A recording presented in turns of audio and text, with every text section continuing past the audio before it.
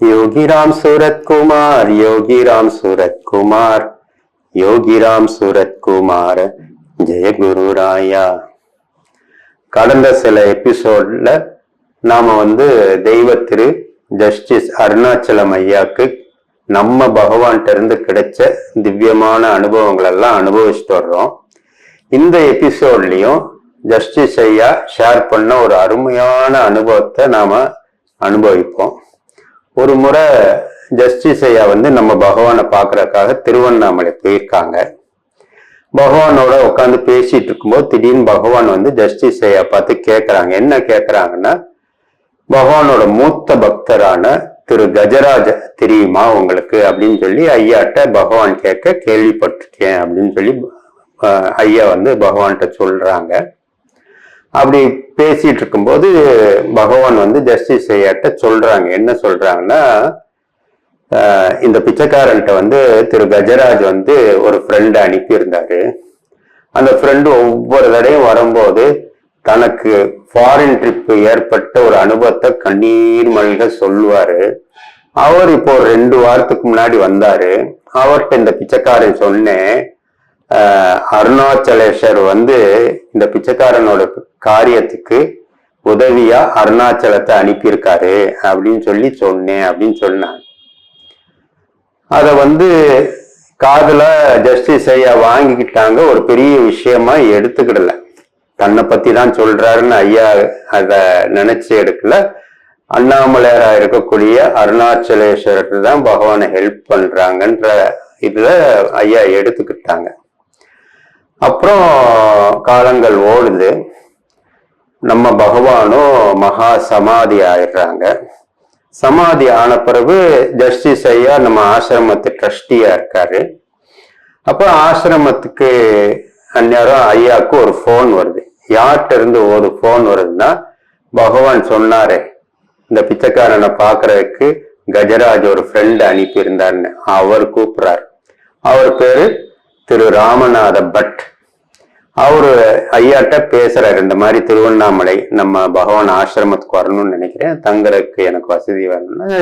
ஐயாவும் ஓகேன்றாங்க, வந்துடுறாங்க. வந்த பிறகுதான் திரு ராமநாத பட்டுக்கு தெரியும், பகவானோட காரியத்துக்கு ஹெல்ப்பா அண்ணாமலையர் அனுப்புன அருணாச்சலம் வேற யாரும் இல்லை, ஜஸ்டிஸ் அருணாச்சலம் ஐயா தான் அப்படின்னு சொல்லி ரொம்ப சந்தோஷப்பட, ஜஸ்டிஸ் ஐயாக்கு அப்போதான் தெரிய வருது, நீங்க தான் திரு கஜராஜ் அனுப்பிய பக்தரா, உங்களுக்கு தான் நிறைய அந்த பகவான் சொல்லும் போது சொன்னாரு, உங்களுக்கு ஃபாரின் ட்ரிப் ஒருக்க போகும்போது ஏற்பட்ட ஒரு அருமையான அனுபவத்தை நீங்க ஒவ்வொரு தடையும் கண்ணீர் மல்க பகவான்கிட்ட சொல்லுவீங்களாமே, நீங்க தான் அவரானா? ஆமா நான் தான் சொல்ல பகவான் அவங்க 2 பேரையும் அப்படி சேர்த்து வைக்கிறாங்க. அப்ப ஜஸ்டிஸ் ஐயா கேக்குறாங்க, அந்த ஃபாரின் அனுபவத்தை பத்தி சொல்லுங்களேன் அப்படின்னு சொல்ல அவர் சொல்ல ஆரம்பிக்கிற, 1977 பகவானோட ஃபர்ஸ்ட் தர்ஷன் எனக்கு கிடைச்சது அப்படின்னு சொல்லி அவரு திரு ராமநாத பட்டு சொல்றாரு. அது மட்டும் இல்ல, நான் வெள்ளூர் டிஸ்ட்ரிக்ட்ல ஒரு அரசாங்க உத்தியோகம், என்ன உத்தியோகம்னா கவர்மெண்ட் ஆடிட் ஆபீசரா இருந்திருக்காரு. அந்த டிஸ்ட்ரிக்டுக்காக ஆடிட் ஆபீசர் இருந்திருக்கேன். அது பிறகு சேலத்துலயும் எனக்கு போஸ்டிங் எல்லாம் கிடைச்சது. அப்படி சேலத்துல இருக்கும்போது அங்கு உள்ள ஒரு கிளப்ல நான் மெம்பரா இருந்தேன். கிளப்ல மெம்பரா இருந்த காரணத்தினாலே நிறைய பிசினஸ் பீப்புள்லாம் அங்க வருவாங்க. அவங்களோட நட்புலாம் எனக்கு கிடைச்சது. அப்படி இருக்கிற பட்சத்துல ஒரு காலகட்டத்துல அந்த ஃப்ரெண்ட்ஸ் எல்லாம் சேர்ந்து நாம எல்லாம் சேர்ந்து ஒரு பெரிய ஃபாரின் ட்ரிப் போவோம் அப்படின்னு சொன்னாங்க. எனக்கு நான் அரசாங்கத்துல வேலை இருக்கிறதுனால பெர்மிஷன்லாம் வாங்கி கிளம்ப முடியாது. பட் இருந்தாலும் ஃப்ரெண்ட்ஸ் கேட்கறாங்கன்றனால முதல்ல இது அரசாங்க ட்ரிப் இல்லாதனால அரசாங்கத்துல பெர்மிஷன் வாங்கணும். 2வது என்னோட பகவான்கிட்ட நான் பெர்மிஷன் வாங்கணும். 2 பேரும் பெர்மிஷன் கொடுத்துட்டாங்கன்னா நான் உங்களோட ஜாயின் பண்ணிக்கிறேன்னு சொல்ல அவர் அரசாங்கத்துக்கு ஒரு மனு போடுறாரு. தன்னோட பர்சனல் ட்ரிப்புக்காக போற மாதிரி கேட்டோம்னா அரசாங்கத்துல இருந்து பெர்மிஷன் கிடைச்சிடுது. அதுக்கு பிறகு நம்ம பகவானை பாக்குறதுக்காக திருவண்ணாமலை போய் பகவான்கிட்ட பெர்மிஷன் கேட்க போறாங்க. பகவானும் போயிட்டு வரலாம் அப்படின்னு சொல்லிடுறாங்க. அந்த பக்தர் ராமநாத பட்ன்ற பக்தர்கிட்ட சொல்லிடுறாங்க. அப்ப அவரு ஆசீர்வாதம் வாங்கி கிளம்புறப்ப பகவான் அவரை கூப்பிட்டு சொல்றாங்க, வெளிநாட்டுக்கு போகும்போது ஏதாவது ஒரு உதவி தேவை இருந்துச்சுன்னா நம்பிக்கையோட இந்த பிச்சைக்காரன் பேரை கூப்பிடுங்க, இந்த பிச்சைக்காரன் வந்து கண்டிப்பா உங்களுக்கு உதவி புரிவான் அப்படின்னு சொல்லி ஒரு உபதேசம் சொல்லி அனுப்பி விடுறாங்க பகவான். ரொம்ப சந்தோஷமா அவர் நினைச்சு கூட பார்க்கல, அரசாங்கத்துல இருந்து பெர்மிஷன் கிடைக்கும், பகவான்கிட்ட இருந்து உடனே எந்த எதிர்ப்பும் யாரும் எந்த கேள்வி இல்லாம அனுமதி கிடைக்கும் எதிர்பார்க்கல. சந்தோஷமா ஊர் திரும்புறாரு. ஃப்ரெண்ட்ஸ் கிட்ட எல்லாம் சொல்லி அந்த ஃபாரின் ட்ரிப் எல்லாம் ஆர்கனைஸ் பண்றாங்க. பண்ணி அந்த பிளான் எல்லாம் ஆல்ரெடி பகவான்டி சொல்றாங்க. முதல்ல மலேசியா போறோம், அதுக்கு பிறகு ஹாங்காங் போறோம், தாய்லாந்து போறோம், அதுக்கு பிறகு ஜப்பான்ல டோக்கியோ, ஒசாக்கா அது மாதிரி போயிட்டு திரும்பி வர்ற வழியில சிங்கப்பூர்ல லேண்ட் ஆகி சிங்கப்பூர்ல இருந்து திரும்ப சென்னைக்கு வர்ற மாதிரி பிளான் பகவான் ஏற்கனவே பகவான்கிட்ட சொல்லியிருக்காரு அந்த பிளான்லாம். அதுபடி இப்ப எல்லாரும் 1998 இது நடக்குது. எல்லா ஃப்ரெண்ட்ஸும் இவரும் சேர்ந்து கிளம்பி சென்னையில இருந்து கிளம்புறாங்க. கிளம்பி முதல்ல மலேசியா போறாங்க, அதுக்கு பிறகு ஹாங்காங் போறாங்க, தாய்லாந்து போறாங்க, அப்புறம் ஜப்பான்ல டோக்கியோ நகரம் போறாங்க, ஒசாக்கா நகரம்லாம் எல்லா இடமும் அவங்க நினைச்சபடி அவ்வளவு அருமையா என்ஜாய் பண்ணிட்டு கடைசியா வர்ற வழியில சிங்கப்பூருக்கு வந்துடுறாங்க. சிங்கப்பூர்ல இருந்து அடுத்து சென்னைக்கு கிளம்புற நாள் வந்துருது. அப்ப ஏர்போர்ட்டுக்கு கிளம்புவோன்றப்ப அவங்களுக்கு ஒரு மெசேஜ் வந்தது. என்ன ஒரு மெசேஜ்னா, அவங்க போகக்கூடிய ஏரோப்ளைன்ல ஏதோ ஒரு டெக்னிக்கல் ஃபால்ட், அதனால ஃபிளைட் டிலே ஆயிடுச்சு.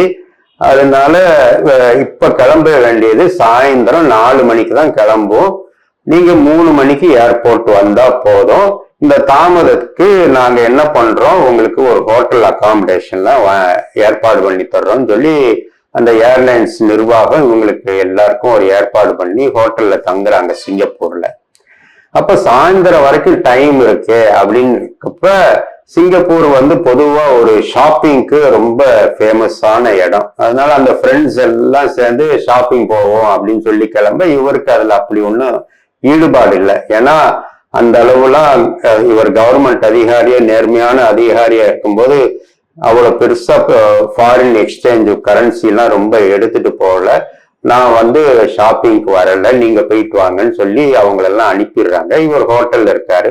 ஹோட்டல்ல சும்மா இருக்கிறதுக்கு சும்மா ஒரு வாக் போவோம் அப்படின்னு சொல்லி அப்படி போறாரு.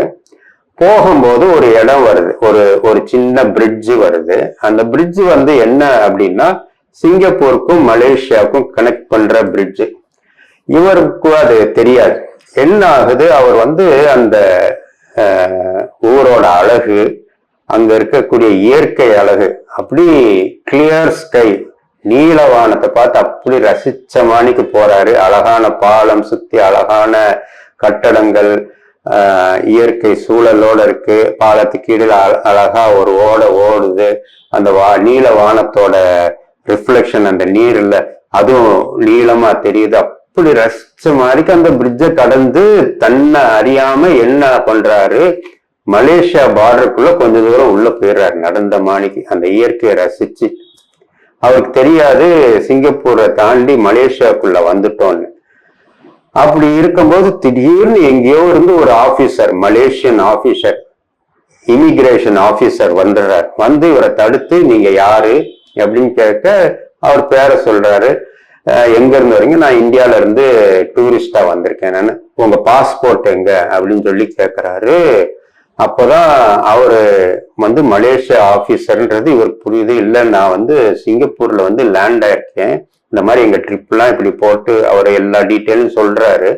சரி அதெல்லாம் இருக்கட்டும், இப்போ உங்க பாஸ்போர்ட் எங்க அப்படின்னு சொல்லி, இல்ல அது ரூம்ல விட்டுட்டேன், நான் வந்து ஒரு கவர்மெண்ட் அதிகாரி, இந்தியன் கவர்மெண்டோட கவர்மெண்ட் சர்வெண்ட் அப்படின்னு சொன்னா, சரி அதுக்கான அதிகாரம் இது ஆதாரம் எங்க அப்படின்னு சொல்லி கேட்க அதுவும் இல்லை, கையில இல்லை.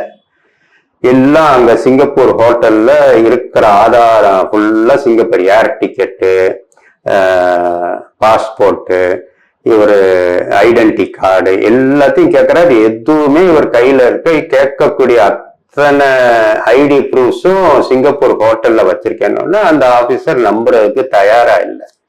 சரி என் கூட வாங்கன்னு சொல்லி அந்த இமிகிரேஷன் ஆபீஸ்க்கு கூட்டிட்டு போயிடுறாரு. கூட்டிட்டு போய் தனியா ஒரு ரூம்ல உட்கார வச்சு கேள்வி கேட்கறாங்க. இவருக்கு அவங்க கேள்விக்கு பதில் சொல்ல முடியல, அந்த ஆபீசர் கேள்விக்கு. அப்ப அவர் சொல்றாரு, நீங்க கவர்மெண்ட் ஆபீசர் எல்லாம் சொல்றீங்க, ஆனா எந்த ஆதாரமும் உங்க கையில இல்லாதனால எதுவும் சொல்ல முடியாது. நான் இப்போ உங்களை அரெஸ்ட் பண்ணணும். அரெஸ்ட் பண்ணி உங்களை இங்க உள்ள கோர்ட்ல ப்ரொடியூஸ் பண்ணுவோம். அவங்க ஆதாரம் எல்லாம் கேட்பாங்க. உங்க கையில இல்லாதனால கண்டிப்பா உங்களை ஒரு பிரிசன்ல தான் போடுவாங்க, சிறையில தான் போடுவாங்க அப்படின்னு சொன்னோன்னா இவருக்கு அப்படி கண்ணு எல்லாம் கலங்குது, கை கால்லாம் நடுங்க ஆரம்பிச்சது. என்னடா இப்படி ஒரு சோதனை, இவ்வளவு நாள் அவ்வளோ சந்தோஷமா சுத்திட்டு வந்தோம், கடைசி நேரம் இப்படி மாட்டிக்கிட்டோமே அப்படின்னு சொல்லி கை கால் ஆடுது, வேர்த்து ஓடுது, பட பட பட பட படன்னு வருது. தனியா உட்கார வச்சிருக்காங்க ஒரு ரூம்ல. என்ன செய்ய ஏது செய்யன்னு தெரியாம வேர்த்து புழுங்கி போய் உக்காந்துருக்காரு. மூச்செல்லாம் வாங்குது. அப்படி இருக்கும்போது பகவான் சொன்ன விஷயம் இப்ப ஞாபகம். உங்களுக்கு ஏதாவது ஒரு ஹெல்ப்னு ஒண்ணு தேவை இருக்கும் போது இந்த பிச்சைக்காரனோட பேரை நம்பிக்கையோட சொல்லுங்க, இந்த பிச்சைக்காரன் உதவிக்கு வருவான் அப்படின்னு சொல்லி பகவான் சொன்ன ஒரு விஷயம் ஞாபகத்துக்கு வர, அந்த நடுக்கத்திலையும் சரி, அந்த பயத்திலையும் சரி, அந்த விறுவிறுத்து ஓடுற சூழ்நிலையும் சரி, அந்த சூழல்லையே சொல்றார் யோகிராம் சுரத்குமார், யோகிராம் சுரத்குமார், யோகிராம் சுமார் ஜெயகுரு ராயான்னு சொல்லிக்கிட்டே இருக்கார். பகவான் சொன்ன வாக்கு நடந்துதான் ஆகும். திடீர்னு சீஃப் இமிகிரேஷன் ஆபீசர் உள்ள அங்க வர்றார். அவர் வந்தோன்னா இவருக்கு மேற்கொண்டு பயம். சாதாரண ஆபீசரே கேட்ட கேள்விக்கு எந்த ஒரு ப்ரூஃபும் நம்மள்கிட்ட இல்லை, அவரும் இதே மாதிரி கேட்பாரு, என்கிட்ட ஒண்ணுமே இல்லையே. மனசுக்குள்ளான பகவானோட நாம ஓடிக்கிட்டே இருக்கு. அப்ப கேட்கும் போது சீஃப் இமிகிரேஷன் ஆபீசரும் இவரை அத்தனை கேள்வி கேட்கற. இவர் அவங்க கேட்கிற ஆதாரம் இவர்கிட்ட எதுவுமே ப்ரொடியூஸ் பண்ற மாதிரி எதுவும் இல்லை. ஆனா அந்த சீஃப் இமிகிரேஷன் ஆபீசர், நான் உங்களை நம்புறேன், நீங்க ஏதோ தப்பா வந்துட்டீங்களா, உங்களை அறியாம நீங்க பொய் சொல்லலன்றது எனக்கு தெரியுது, தப்பா வந்துட்டீங்க. பட் ரூல்ஸ் படி அந்த ஆபீசர் சொன்ன மாதிரிதான் உங்களை அரெஸ்ட் பண்ணணும், கோர்ட்ல ப்ரொடியூஸ் பண்ணணும், சிறைச்சாலையில போடணும். ஆனா நீங்க தப்பு பண்ணலன்றது என்னால உணர முடியுது. அதனால வாங்க என் ஜீப்ல ஏறுங்க, நானே உங்களை சிங்கப்பூர் பார்டர்ல இறக்கி விடுறேன் அப்படின்னு சொல்லி கூப்பிட்டு போக, இவருக்கு அப்பதான் நிம்மதியான மூச்சே வர ஆரம்பிக்குது. அவர் அந்த சீஃப் ஆபீசரே இவரை கூப்பிட்டு அந்த ராமநாத பகவானோட பக்தரை கூப்பிட்டு அவரோட தன்னோட ஜீப்லயே உட்கார வச்சு கூப்பிட்டு போறாரு. நீங்க ரொம்ப பதட்டமா இருக்கீங்க, வாங்க ஒரு உணவகத்துல போய் சாப்பிட்டுட்டு உங்களை சாப்பிட வச்சுட்டு நான் அங்க போய் இறக்குறேன்னு சொல்லி அங்க போய் இவருக்கு பிரெட், ஜாம், பிஸ்கட்ஸ், டீ எல்லாம் வாங்கி இவரை இவரோட வயிற்று பசியும் கவனிக்க வச்சு அப்படி மரியாதையோட இவரை ட்ரீட் பண்ணி எந்த விதத்துலயும் இவரை தொந்தரவு பண்ணாம அவ்வளவு சௌரியமா கூப்பிட்டு போய் சிங்கப்பூர் பார்டர் பக்கம் வந்தோன்னா சிங்கப்பூர் சைட்ல அங்க இமிகிரேஷன் ஆபீசர்கிட்ட இவரை ஒப்படைக்கிறாரு. அந்த ஆபீசர் மலேசியன் ஆபீசர், இந்த சீஃப் இமிகிரேஷன் ஆபீசர், இந்த மாதிரி தவறுதலா வந்துட்டாரு இவரு, அவரை நான் மன்னிச்சு இங்க விட்டுறேன்னு சொல்லி பண்ணும்போது கிராஸ் பண்ணும்போது இவரை திரும்ப இந்த chief immigration Malaysian chief immigration officer Ramanatha பக்தர், அந்த நம்ம பகவானோட பக்தரை திரும்ப கூப்பிடார், இங்க வாங்க அப்படின்னு சொன்னோன்னே, என்னமோ உங்க மேல எனக்கு ஒரு அபிப்பிராயம் இருக்கு, இந்த சம்பவம் ஞாபகார்த்தமா நான் உங்களுக்கு ஒரு மொமெண்டோ கொடுக்குறேன், அதை பத்திரமா வச்சுக்கோங்கன்னு சொல்லி கொடுக்குறாரு. அது என்னன்னா ஷேஃபர்ஸ் பேனா, ஒரு காஸ்ட்லி பேனாவை கொடுக்குறாரு, இதை பத்திரமா வச்சுக்கோங்க ஞாபகார்த்தமான்னு சொன்னோன்னே சந்தோஷமா வாங்கிக்கிறாரு. திரு ராமநாத பக்தர் அதை வாங்கிக்கிறாங்க. வாங்கிட்டு சிங்கப்பூர் சைடு உள்ள வந்துடுறாங்க. இதுக்கு இடையில இவங்க ஃப்ரெண்ட்ஸ் எல்லாம் ஹோட்டல் ரூம்க்கு வந்துடுறாங்க. இவர் எங்க போனாரு என்ன ஆனாருன்னு யாருக்கு எந்த தகவல் இல்லை.